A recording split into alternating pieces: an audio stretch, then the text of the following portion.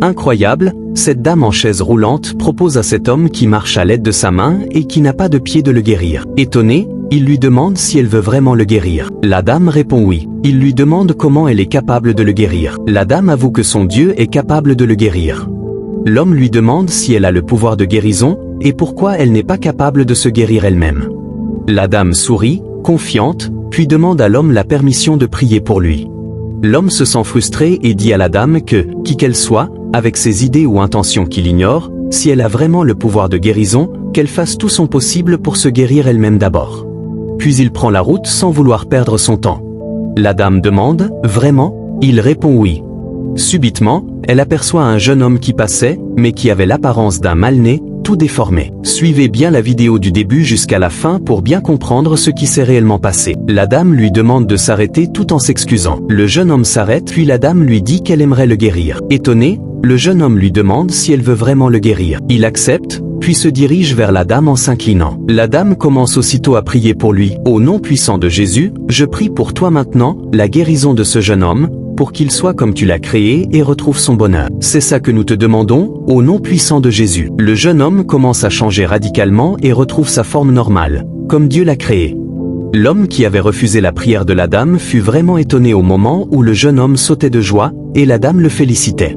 Choqué, l'homme décide de se faire guérir aussi, puis se dirige impatiemment vers la dame. Il lui demande de le guérir, pour l'amour de Dieu. La dame répond non, qu'il n'a pas besoin de guérison.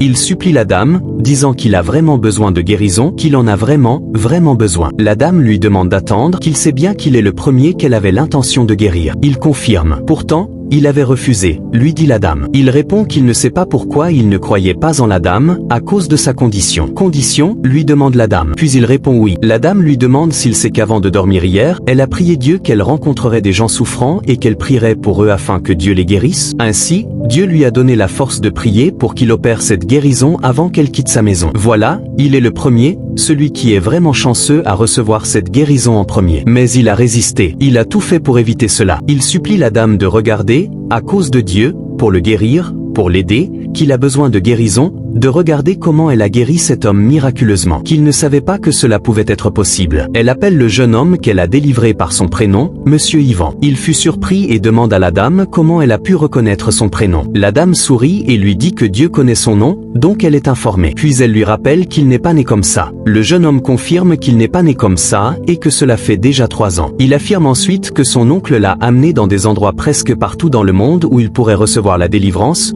puis après s'est découragé et l'a laissé comme ça.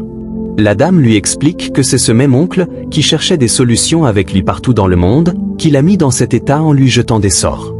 Il fut étonné et n'arrivait pas à y croire, demandant à la dame si c'est vraiment vrai. La dame avoue que tout ce qu'il a planifié de mauvais se retournera vers lui encore.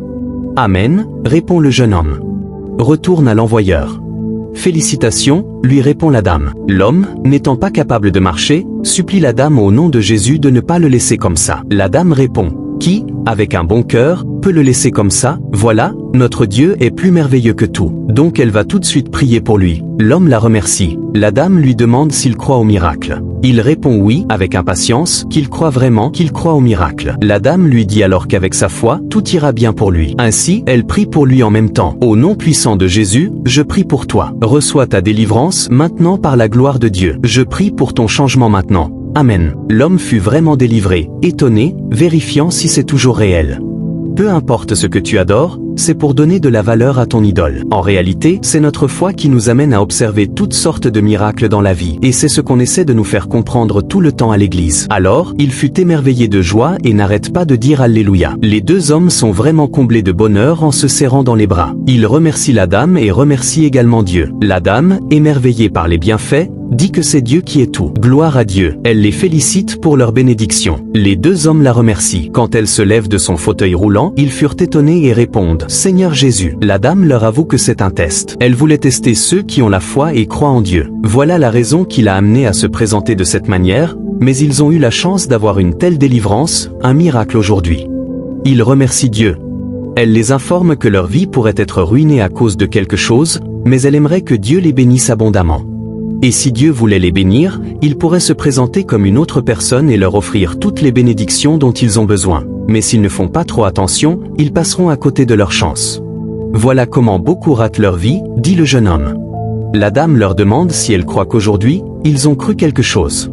Les deux répondent oui. Elle leur souhaite que Dieu les aide et que leur guérison soit éternelle. Amen, répondent-ils. Dans le même temps, elle a quelque chose à leur avouer. Dans n'importe quelle situation, ce n'est pas une bonne chose d'être orgueilleux et surtout c'est très mauvais de sous-estimer quelqu'un. Il faut se donner à fond à Dieu et être généreux. Ainsi, Dieu continuera à lutter pour eux même dans leur dos. Même s'ils ne sont au courant de rien, Dieu fera des miracles dans leur vie. C'est ainsi que la dame leur souhaite une bonne bénédiction de la part de Dieu et les félicite. En réalité, cette dame est une prophète. Chers frères et sœurs, partout où vous soyez dans le monde, que Dieu vous bénisse car vous regardez cette vidéo maintenant. Je prie pour vous tous et je prie pour ceux qui ont besoin de guérison physique ou spirituelle. Que Dieu comble votre vie de bonheur. La seule chose dont on a besoin, et ce que l'on retrouve souvent à l'église, c'est d'abord la foi. Très souvent, c'est en étant généreux et en mettant l'égoïsme de côté qu'on trouve la grâce de Dieu aussi. La foi véritable ne se mesure pas à ce que l'on voit, mais à ce que l'on croit au plus profond de soi. Parfois, les miracles arrivent quand on s'y attend le moins, et ils nous rappellent que rien n'est impossible avec la confiance en Dieu. Ne sous-estime jamais la force de ta foi. Et surtout, n'oublie jamais d'être généreux et humble, car c'est dans ces qualités que réside la vraie puissance. Si cette histoire t'a touché, n'oublie pas de t'abonner à la chaîne, de liker la vidéo et de partager autour de toi pour que plus de personnes puissent recevoir ce message d'espoir et de foi. Merci de ton soutien, à très bientôt.